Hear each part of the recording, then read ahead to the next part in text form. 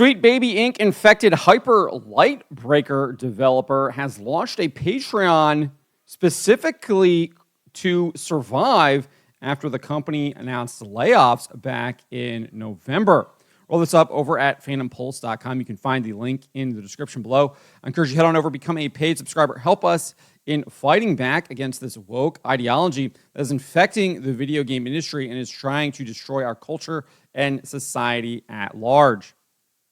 So Heart Machine, the developer of the upcoming Sweet Baby Inc. infected Hyper Lightbreaker, launched a Patreon in order for the company, quote, to survive following layoffs in November. So just to kind of get you caught up, back in November, a report from James Batchelor at Games Industry revealed the company, quote, dismissed a portion of its workforce, although it's unclear which departments this has affected.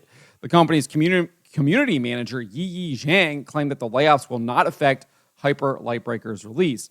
Zhang even appeared to imply that laid-off employees might be able to rejoin the company depending on the game's success. She said this, in fact, a strong and timely launch will rekindle opportunities for those affected as we look to evolve and grow the game throughout early access.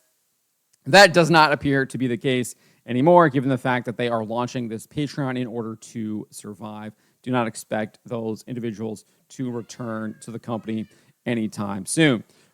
Furthermore, Hyper Lightbreaker was one of the games that Embracer Group retained after it sold off Gearbox to Take-Two Interactive Software Inc. back at the end of March, which indicates that Embracer Group saw it as a giant loser, or Gearbox saw it as a giant loser and did not want to take that along with everything else it purchased from Embracer Group. At least that's my interpretation. The game was also added to the Sweet Baby Inc. Detective Team Curator Group, given Sweet Baby Inc. revealed it had worked on the game in regards to world building, story structure, and character development. Here is a screenshot from their old website. When you hovered your mouse over Hyper Lightbreaker, you can see it says we worked on early world building, story structure, and character development on Sweet Baby Inc.'s website right there. Very clear that they worked on the game. The company's founder and creative director, Alex Preston, had also shared in August, before the layoffs, that the company was delaying Hyper Lightbreaker's launch to Steam Early Access to sometime in 2025. This was his explanation. After much evaluation and many conversations with our publisher, Arc Games, we've decided that we need just a little more time to get the gameplay experience polished to our standards. Therefore, we're now looking at an early access launch date of very early next year. We don't want to ship a project, even in early access, that we're not satisfied with on a number of fronts, especially in the current state of the industry. We need to put as good a foot forward as we can. I don't think that is going to happen at all. I think this game is going to bomb immediately, given the fact that it is infected by Sweet Baby Inc. That is the path that they chose. They have seemingly not condemned their relationship with Sweet Baby Inc., and they are continuing down the path of destruction. And they're going to pay for it. They're going to pay for it. But let's get to this Patreon here. Following the layoffs in November, Preston announced the company has launched a Patreon in order to stay afloat. I think he posted this on their YouTube channel just a couple of days ago, and this is what he said. So, state of the industry, not great right now. Games are the greatest form of expression that humans have ever created. I'm not sure I totally agree with that. I think they are a great form of expression.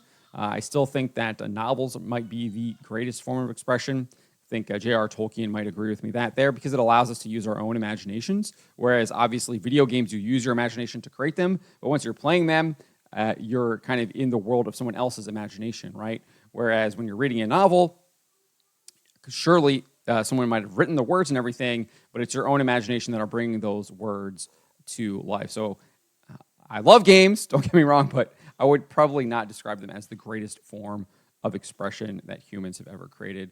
I would argue if we're talking about specifically just like mediums, I would say novels, the written word is that. Anyways, that was a little bit of a tangent. But he goes on and says, there's a common saying in development that it's a miracle that any games are made at all, let alone good ones, and now it's even more brutal. Apparently everyone is saying this now. Everyone is saying this. It was just a miracle that our games got made. It was a miracle that we were able to ship it. And it's cope. It's absolute cope, and that's what I think this guy is saying here as well. Because who are the people that are saying that? It's Dragon Age the Veilguard. It's Star Wars Outlaws. It's all of these games that are commercial failures that no one is purchasing for the most part, right? And that's what it looks like this is going to happen to this game. It's going to be a commercial failure. He's already saying this stuff, right? He went on and said this: over the past 2 years, the industry has rapidly changed, flipped around, and turned upside down. Funding for new projects is sparse, even for successful developers. Everything is far more expensive to make. Paths we used to be able to take to great projects no longer exist. Well, was one of those paths hiring Sweet Baby Inc. and getting ESG and DEI grants? I wonder. And are those no longer available? That would be interesting. You've likely heard about this on some front. It's grim. 30% of all game developers have either been laid off or had their roles significantly reduced or affected over the past year alone. What he doesn't tell you is that all of these video game companies had massive amounts of bloat. Many of the people that they had hired weren't actually even working on development. A lot of them were like in HR or marketing or some other department of those companies that likely weren't actually doing any kind of coding or programming or art design or the hard development of creating a video game. They're like working in HR, which they don't really need those departments anyways. Let's be real. Studios have closed, many have left, and we at Heart Machine are not immune, having gone through layoffs in November of this year. Finally, he did get to why they are launching the Patreon.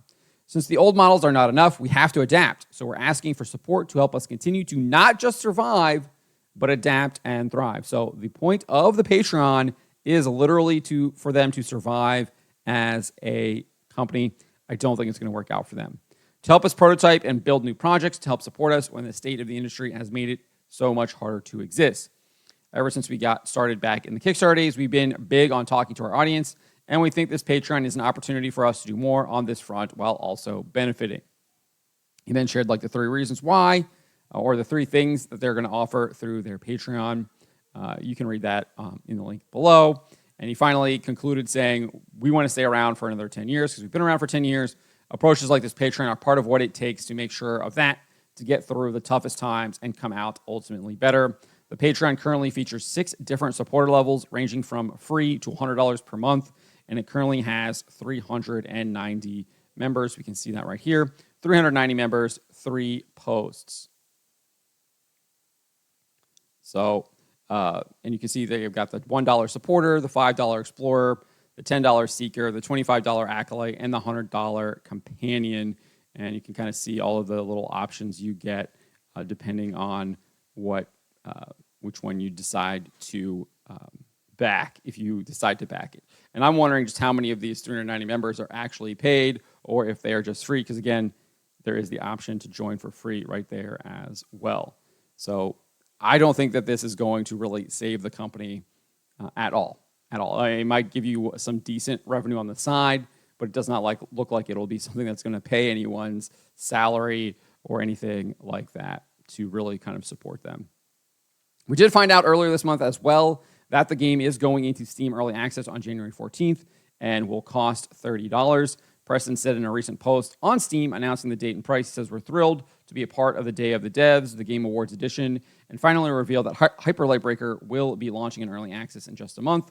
From all of us at Heart Machine, we really can't thank our community, friends, and colleagues enough for all of the support over the years and sticking with us as we've worked on our most ambitious project yet.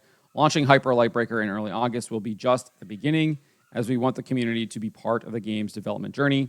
We really can't wait for players to join us in the overgrowth to bring Hyper Lightbreaker to its full potential. So we will be keeping a close eye on this game when it does indeed launch into Steam Early Access and see what those player counts look like.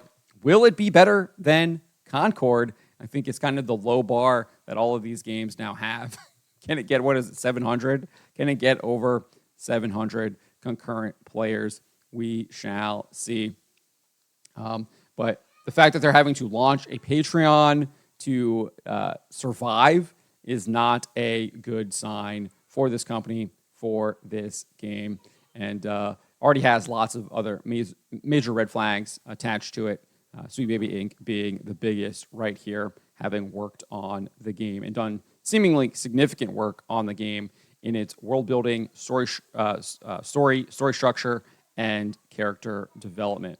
So this is the latest on Hyper Lightbreaker, and Heart Machine already had layoffs ahead of the game even going into Steam Early Access. Now they're launching a Patreon to survive, and they did announce that it will go into Steam Early Access on January 14, 2 weeks from now. So we will see what happens with this game. I have a feeling it's going to join the long list of games that failed in 2024 after being infected by Sweet Baby Inc.